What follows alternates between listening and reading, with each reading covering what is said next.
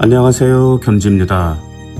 오늘 소개해드릴 책은 로크의 정부론입니다.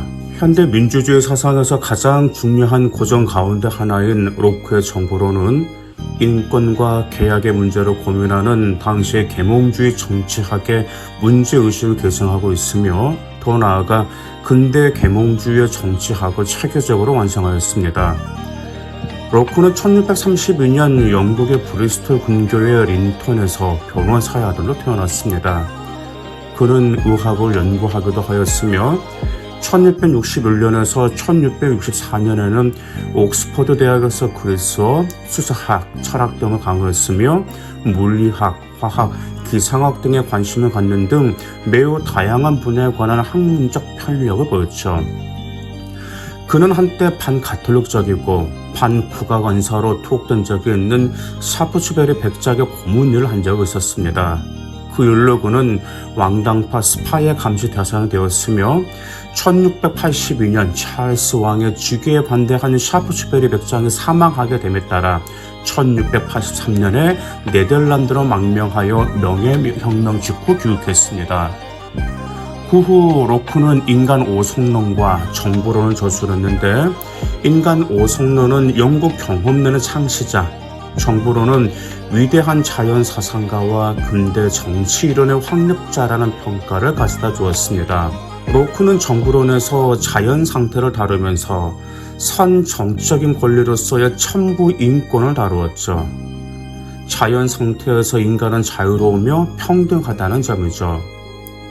자유롭다는 것이 의미하는 바는 인간은 다른 사람의 허가나 다른 사람의 의지에 개입 없이 스스로 적당하다고 생각하는 대로 자신의 행동을 규율하며 또한 자신의 재산을 처리할 수 있다는 것을 뜻하며, 평등이 의미하는 바는 일체의 권력과 권한은 상호적인 것이고 동등한 것으로서 사람은 누구나 다른 사람의 생명, 재산, 자유를 손상시켜서는 안 된다는 것을 의미합니다.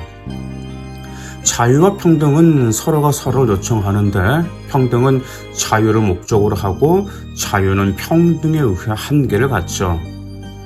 생존권과 자유는 단순히 정신의 자유에만 그치는 것이 아닙니다. 자신의 신체가 타인의 강제에 의하여 구속되지 않을 때, 그리고 자신의 생존과 관련된 재산에 대한 자유로운 처분권을 가질 때 비로소 그의 자유는 현실적인 자유가 됩니다. 단, 그는 자신의 재산을 노동에 의해서만 취득하고 소유할 수 있죠. 어느 누구도 소유도 아닌 자연물이라는 소재의 노동을 투입함으로써 그것을 자신의 것으로 만들 수 있다는 노동의 원칙은 정당하면서도 불가피한 것이며 사회의 전체적 부를 창출한다는 측면에서 긍정적입니다. 노동에 의하지 않거나 계약에 의하지 않고서 타인의 재산을 취득하게 되면 그는 약탈을 한 것이고, 따라서 범죄로 간주되어 처벌을 받게 되죠. 재산이라고 통칭한 생명과 자유, 그리고 자산에 대한 소유권은 정치적 계약에 의해서 정당해지는 것이 아니라 선정치적이고 공선상 정당한 것입니다. 그러나 자연 상태에서는 이러한 본성적 권리가 침해에 노출되어 있기 때문에 불완전하고 불확실합니다. 자연 상태는 첫째, 일체의 분쟁을 판정해주는 공통의 척도가 부재하고, 둘째, 확립된 법률에 따라서 일체의 불화를 판정할 수 있는 권위를 가진 판단자가 존재하지 않으며, 판결을 유효하게 집행할 수 있는 권력이 결여되어 있기 때문에 인간들은 정치적 사회를 구성하게 됩니다. 정치적 사회의 진정한 목적은 구성원들의 재산을 보존하고 보호하는 것이죠.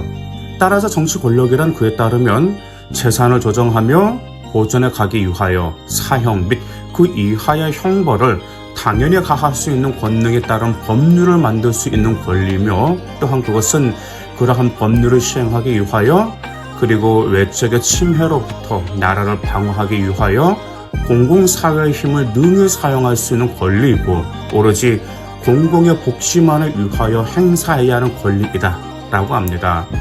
정치 권력은 입법권과 행정권 그리고 연합권으로 구분됩니다. 첫째, 입법권은 분쟁을 해결하는 널리 승인되고 공포된 공동의 척도를 조정하죠. 입법권은 공중에 의해서 선입한 입법부에 의해서 시행되어야만 법률로서 강제력을 갖게 됩니다.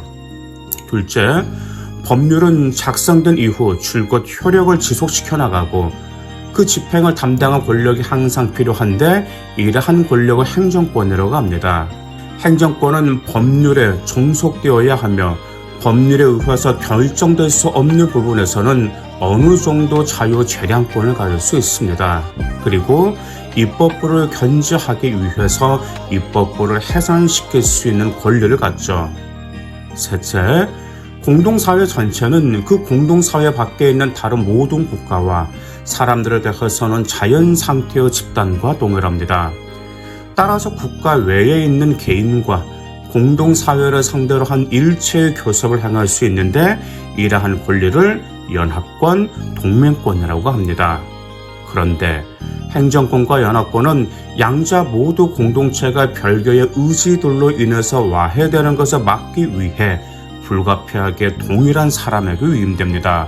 로크에 의하면 공동체를 구성하는 것은 구성원들의 계약에 의해서이고 이것을 명시적이라기보다는 암묵적입니다. 그리고 공동체의 의사결정 원리는 다수결의 원리입니다. 로크는 다수결의 원리를 다루면서 다수의 사람들로 구성된 공동체가 행동할 수 있기 위해서는 한 가지의 의지로 총합될 필요가 있기 때문에 오직 다수 사람들의 의지와 결정에 따르는 것, 즉 소수의 사람들이 다수의 결정에 따르는 것은 공동체의 존속과 공동체의 존속에 의해 유지되는 구성원의 원리를 이유해서 불가피하다고 하였죠. 절대군주제를 다루면서 로크는 절대군주제란 견제할 수 없는 한 사람의 절대적이고 자의적인 권력을 옹호하기 때문에 절대군주에 의해 자행되는 범죄를 저지할 길이 없고 공동체의 구성원들을 노예 상태로 전락시킨다는 측면에서 오히려 자연 상태보다 옳지 못하다고 주장하였습니다. 이러한 내용을 담고 있는 로크의 정부론은 영국뿐만 아니라 프랑스, 독일 등의 계몽주의 철학의 형성에 많은 영향을 끼쳤으며 미국 독립운동에도 사상적으로 큰 영향을 주었습니다. 감사합니다.